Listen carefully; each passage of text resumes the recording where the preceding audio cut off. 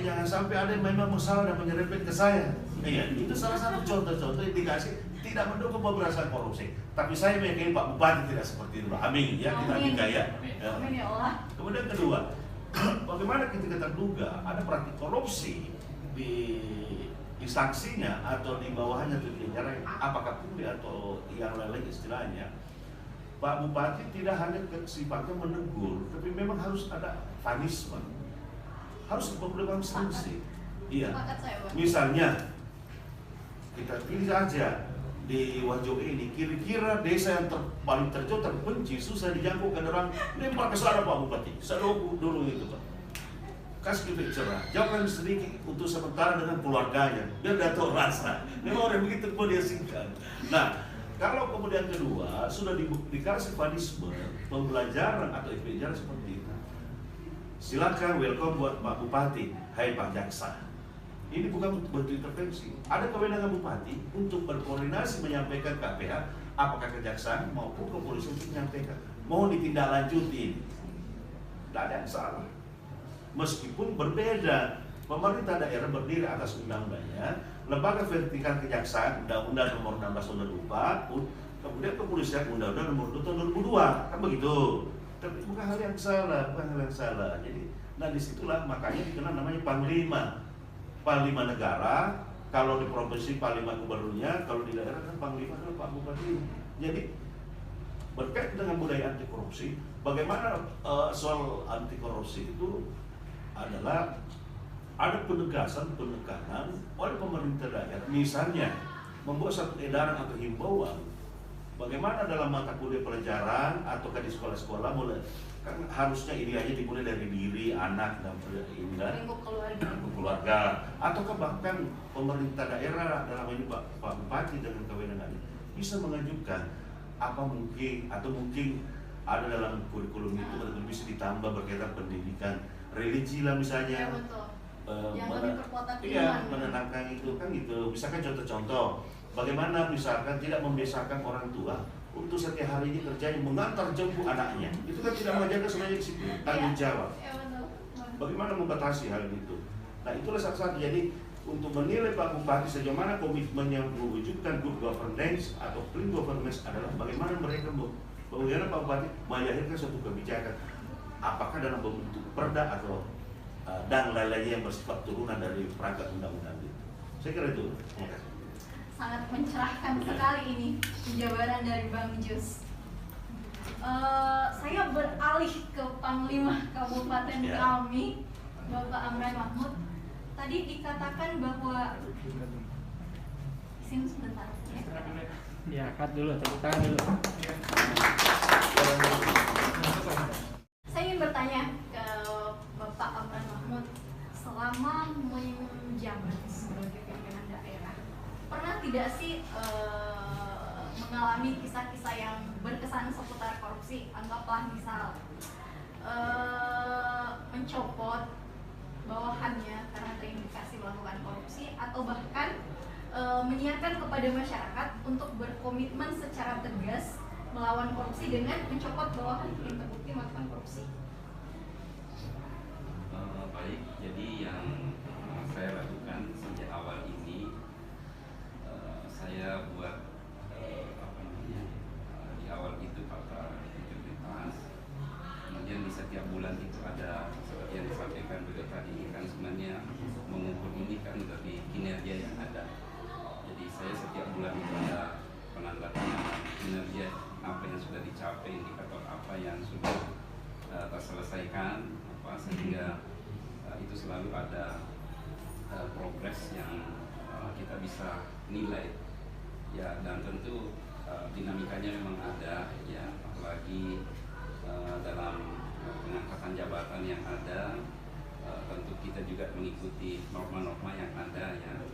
Selama mereka masih bisa dilakukan pembinaan, diingatkan, bahkan kalau sudah ramai di medsos, saya sudah minta untuk diundang, dibuka secara publik supaya itu ada interaksi, ya ada penjelasan seperti yang beliau katakan tadi bahwa sebenarnya partisipasi masyarakat atau partisipasi seluruh stakeholder seperti itu luar biasa mengingatkan kita, ya sekaligus membuat kita lebih mawas diri, terus lebih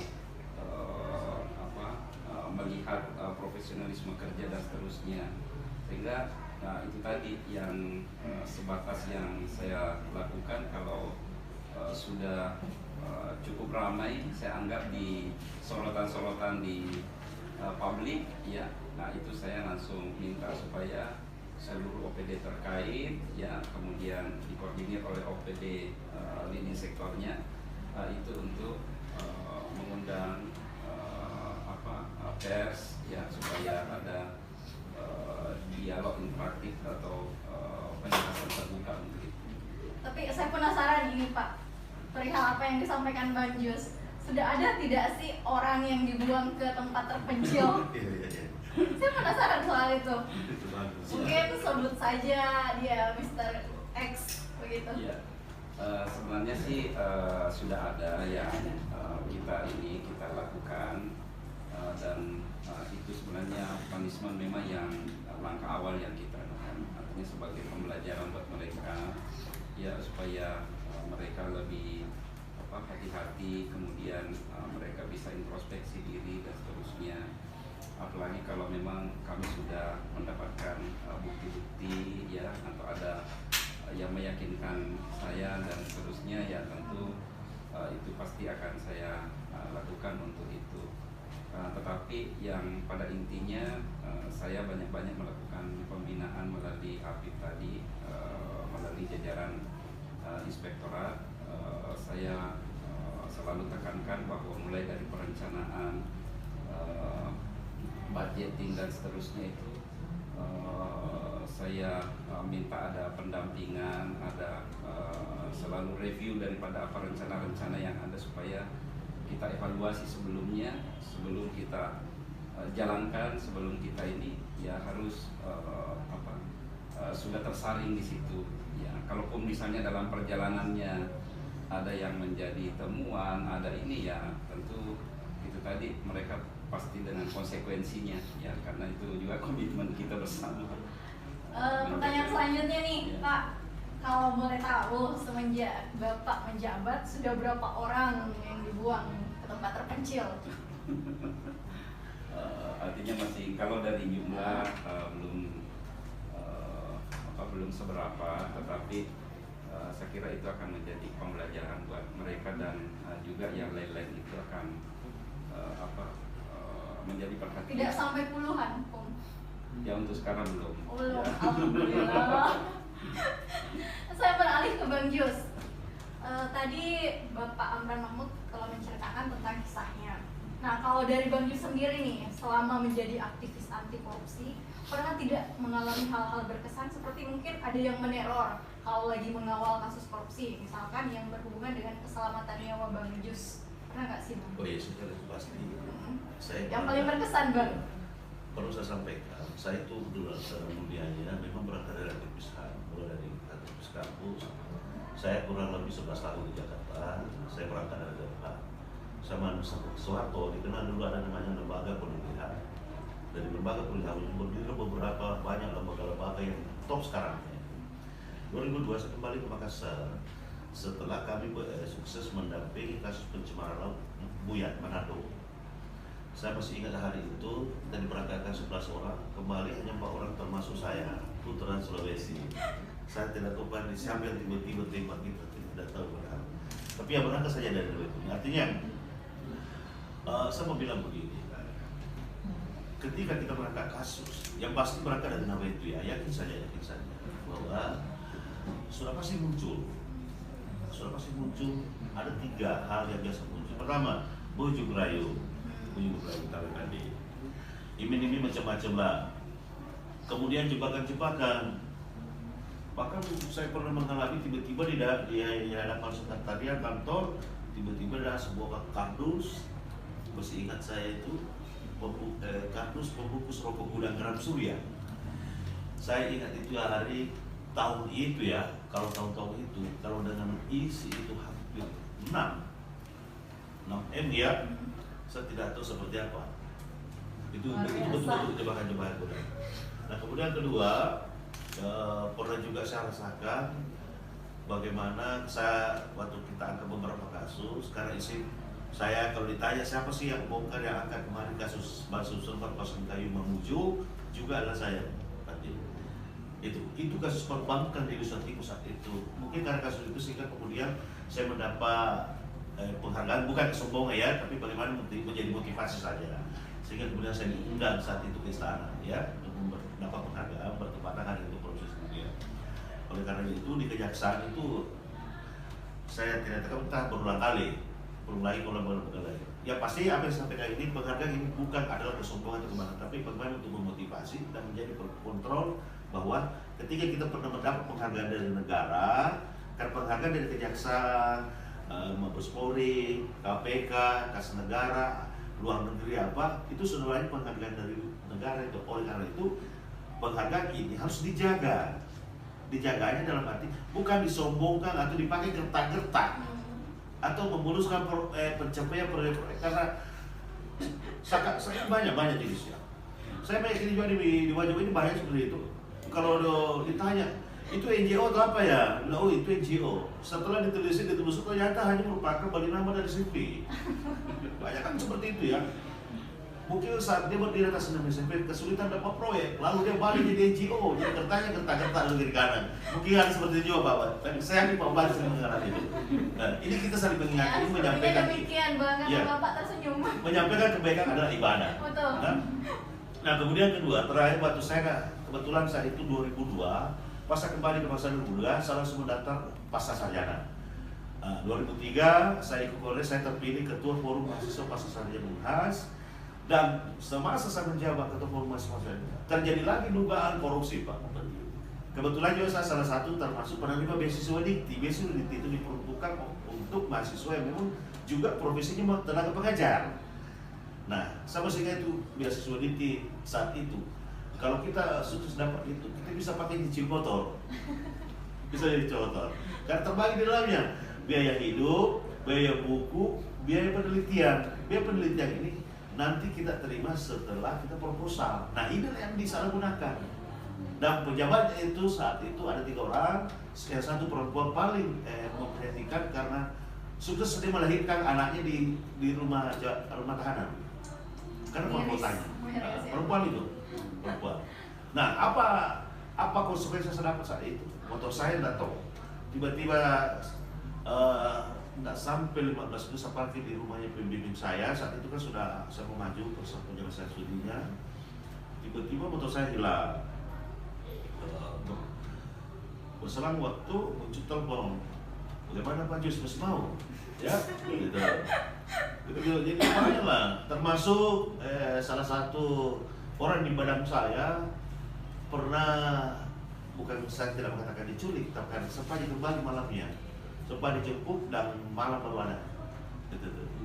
Jadi luar biasa. Betul-betul harus kuat mental dan oh iya. Ya, tapi saya mau bilang gini, kalau penggiat anti korupsi yang betul punya apalah, maaf saya tidak mau mengatakan punya nama atau kredibilitas.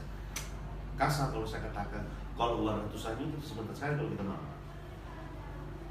Tapi ini ujian. Saya mau tak tanamkan begini ya. Sesuatu yang kita berangkat karena itu 1000 pun atau bahkan sejuta pun manusia akan menghabisi kita, menghilangkan nyawanya kita. Yakin saja tidak bakal terjadi tanpa seisi yang maha kuasa. Itu yang saya gunakan. Pesannya kakek saya, jangan pernah berangkat sebelum tiba. Artinya tegakkan kejujuran di sini. Bahwa kalau kemudian Anda sudah tegakkan itu, lalu Anda menjadi korban, minimal Anda menjadi catatan amal jariah dan lain-lain. Saya kira begitu, nggak usah. Kenapa kita mesti takut? Perampok aja atau terpidana korupsi tidak pernah kehilangan semangat. Saya dapatnya 7 tahun, sebentar saya keluar, saya bisa maju lagi, saya bisa apa? Bayangkan, bandingkan dengan kita ini, bandingkan dengan Pak Bupati. Kita belum pernah bermasalah, belum pernah terjadi masalah-masalah. Masa kita mau kalah semangat dengan orang-orang yang sudah masuk dalam bui Hotel Prodio ini? Jadi jalan saja, dan harus yakin serapi-rapinya Anda, kalian, atau siapapun pejabat itu menyimpang bangkai, suatu saat akan terungkap. karena yang halus saja terungkap, terkecium baunya, apalagi yang busuk. Saya kira itu. Iya ya, Mbak Putih ya? Iya. Sangat-sangat Ya. keren sekali Bang. Saya beralih nih ke Bapak. Pak, kalau menurut Bapak sejauh ini kendala pemberantasan korupsi di Kabupaten Wajo itu bagaimana? Ya, sebenarnya tadi sudah ada sedikit saya sampaikan bahwa salah satu kendala tadi menyangkut dari budaya yang ada ya, budaya, kemudian keinginan tadi masyarakat untuk mereka berusaha ya, berusaha untuk menerobos ya apa yang ada ya, kemudian ya itu tadi pasti kita akan selalu menghadapi kekecewaan ini yang sudah disampaikan juga tadi bahwa sebenarnya mereka jadikan senjata ya, mereka jadikan senjata begitu mereka tidak terpenuhi keinginannya, maka mereka lah yang akan pastinya akan luar biasa dengan segala cara untuk menekan ini. Tetapi ya selalu saya sampaikan kepada teman-teman OPD bahwa fokus saja bekerja, fokus saja apa yang ini, kalau ada hal yang harus kita buat kebijakan, ada diskresi yang kita harus duduk bersama, karena bagaimanapun kita harus tanggung bersama ya, karena kadang-kadang juga dalam pengambilan keputusan itu butuh juga diskresi ya, apalagi pada saat kita menghadapi pandemi COVID ini dengan aturan yang berubah-ubah, aturan ini tiba-tiba kita sudah bertindak cepat, sudah mau melakukan langkah-langkah ini, di situ dibutuhkan juga sebuah keputusan yang harus kita ini, sehingga harus kita duduk bersama untuk menimbang dan dalam mengambil keputusan itu. Bang, nah itu udah dipaparkan kendala masyarakat di Kabupaten Wajo ya, perihal korupsi. Itu kurang lebih karena faktor mereka ingin semuanya serba instan ya, bisa dikatakan seperti itu. Nah, solusi dari Abang perihal itu gimana Bang? Ya saya kira pertama adalah kita harus pahami bahwa perkara korupsi, modus operandi atau penyebabnya di Sulsel ini, kalau ditanya apa sih yang membuat orang korupsi, sering kita mendengar kata makan atau serakah, atau karena adanya peluang kesempatan peluang melekat di adanya jabatan. Nah, pertama solusinya adalah dengan tidak bermaksud mendiskreditkan sumber daya manusia aparaturnya Pak Bupati. Saya mau bilangnya begini, perilaku korupsi atau perbuatan korupsi itu kadang-kadang timbul atau terjadi karena memang kekurang pahamnya, ketidaktahuannya dalam pengelolaan keuangan. Banyak seperti itu. Saya ambil contoh kemarin Pak, bagaimana waktu saya angkat dulu kasus PDAM Makassar yang melibatkan mantan wali kota Makassar Ilham Arif Sirajudi. Saya juga yang angkat itu kasus. Ya. Bahkan termasuk seperti sebelumnya, yang kebetulan juga putra dari sini, kasus Namkar, terus ingat ya. Gitu. Nah, itu karena ke situ. Ini kan kadang-kadang merusak bangsa ini karena budaya ini seringkali kita tafsirkan keliru. Misalnya gini, apa sih yang dimaksud berbudaya? Pertama adalah bagaimana menghormati orang tua, bagaimana saling memuji atau menyayangi sahabat kita. Ini yang sering keliru. Pertama menurut saya ini masih kita temukan jelas-jelas oknum tersebut sudah terpidana, sudah berpenghuni Hotel Perumdio, masih mengagung-agungkan, mencium tangan. Ini harus ada pemberlakuan sanksi sosial dengan tidak bermaksud memutus hablum, bisa berubah ketika dia bermasyarakat kembali, kan gitu.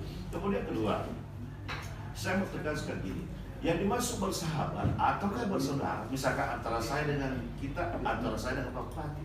Kalau saya adalah sahabatnya Pak Bupati atau adanya Pak Bupati, itu adalah kakanda kita, maka ketika saya menemukan ada dugaan potensi korupsi, maka saya harus hadir, ingatkan, tabe Pak Bupati, tabe deh, salih terpertanggungjawabkan kita.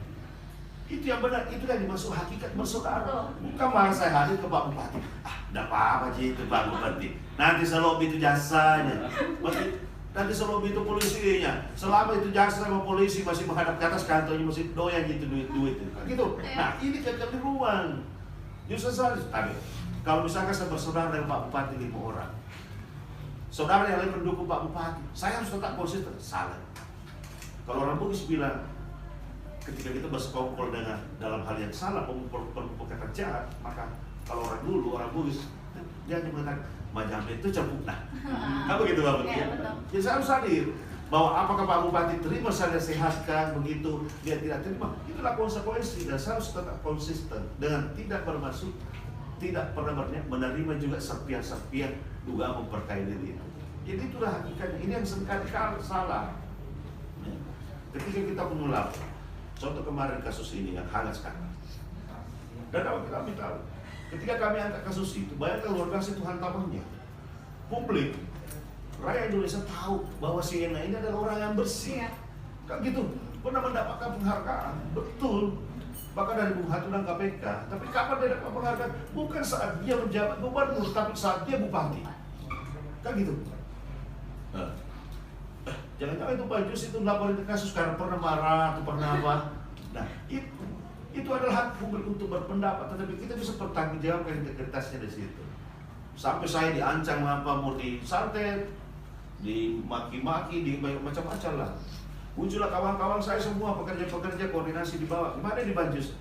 Apa kita tindak lanjut ini? Pidana jangan. Pesan leluhur kita adalah ketika orang marah, biarkan mereka menjadi api, kita menjadi air agar berdingin. Betul sekali Bang. Jadi jangan kita ikut marah, karena memang tempatnya dia marah. Apa bedanya kita ketika misalkan salah Pak Bupati, tapi Pak Bupati dengan sangat profesional kami harus angkat kasus itu, meskipun di luar kita terlibat. Saya harus lapor. Nah, ketika saya lapor Pak Bupati, Pak Andi, tentu akan muncul oknum-oknum yang membela beliau, tanpa pun disuruh diminta oleh Pak Bupati. Itulah loyalitas. Tapi umumnya loyalitas seperti ini adalah ada maksud tertentu. Mungkin merasa ingin berdekatan dengan Pak Bupati. Mungkin tidak ada pekerjaan lainnya. Mungkin biaya hidupnya kurang ya. Nah, ini yang tidak boleh kita respon. Jadi ujian kematangan seorang penggiat aktivis itu adalah bagaimana ketika berhadapan dengan ujian-ujian seperti itu, biarkan aja. Bayangkan, ya, jangankan dilapor orang sampai tertangkap.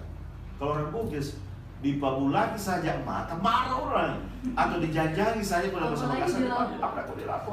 Jadi memang tempatnya dia marah. Yang salah kalau dia marah, kita juga marah selaku saksi pelapor.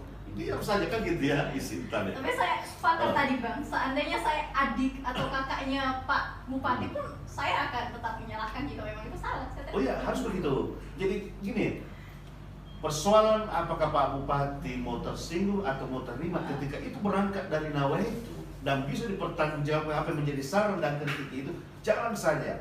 Kalau kita sampaikan ke Pak Bupati dia marah, yakin saya suatu saat Pak Bupati akan salah. Iya, benar juga yang disampaikan adik saya kemarin. Terlambat saya sadar, dan mungkin karena faktor saya dikelilingi oleh pembisik yang lebih banyak penjahatnya. Tapi Begitu ya. insya Allah Bupati kami itu. lebih paham akan hal itu Bang. Insya Allah. Yo. Oke, mungkin saya rasa cukup untuk perbincangan seputar korupsi ini. Kita masuk ke agenda selanjutnya, yaitu penandatanganan ikrar anti korupsi. Boleh untuk penandatangan ikrarnya kami sodorkan ini dulu Bang. Ya, boleh. Abang dulu deh. Korupsi Ikrar anti korupsi. dengan rahmat Tuhan yang Maha Esa Dengan rahmat Tuhan yang Maha Esa dan dengan penuh kesadaran serta tanggung jawab, dan dengan penuh kesadaran serta tanggung jawab, saya yang bertanda tangan di bawah ini saya yang bertanda tangan di bawah ini dengan ini berjanji dan berikrar. dengan ini berjanji dan berikrar. 1. Satu, Akan senantiasa patuh dan taat kepada peraturan perundang-undangan akan senantiasa patuh dan taat kepada peraturan perundang-undangan dan siap menerima sanksi secara tegas dan siap menerima sanksi secara tegas sesuai dengan ketentuan yang berlaku. sesuai dengan ketentuan yang berlaku. 2.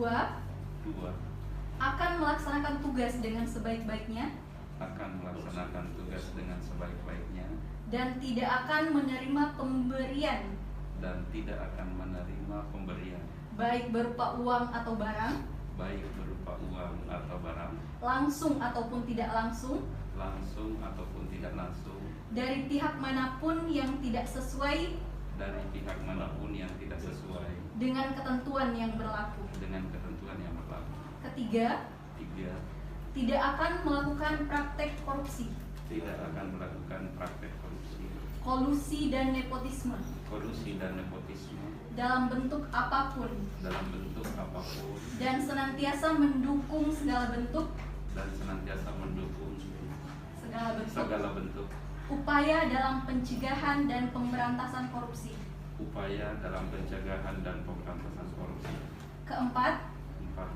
akan senantiasa menjunjung tinggi Akan senantiasa menjunjung tinggi nilai-nilai Pancasila dan Undang-Undang Dasar 1945 nilai-nilai Pancasila dan Undang-Undang Dasar 1945 serta Undang-Undang Pemberantasan Tindak Pidana Korupsi serta Undang-Undang Pemberantasan Tindak Pidana Korupsi untuk membebaskan bangsa Indonesia untuk membebaskan bangsa Indonesia dari korupsi dari korupsi agar terwujud masyarakat adil dan makmur. agar terwujud masyarakat adil dan makmur. Terima kasih, Bu. Silakan ditandatangani.